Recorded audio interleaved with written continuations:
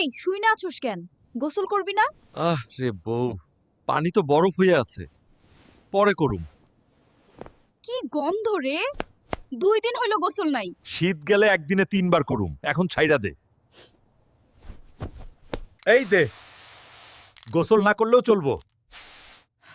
এইটা গায়ে দিলে গন্ধ আরোগ বাড়তেছে রে। রুমের চরিচা গন্ধে মইরা যাচ্ছি। আমি হাল্ক, আমার গন্ধ সুপার পাওয়ার। তোরে দেখা মনে হয় তুই গন্ধের সোলার প্যানেল। রোদে দাঁড়াইলে গা নিজেই পরিষ্কার হয় না? হাল্ক মামা, আপনারা গোসল করলে সবুজ রং উঠে যাবে নাকি? দেখলি? পাড়া প্রতিবেশীও হাসতেছে তোকে নিয়া। আজকেও গোসল না করলে খাবারও নাই, লেপও নাই। আচ্ছা আচ্ছা বউ, গোসলই করি, আর 7 দিন দেরি করুম না।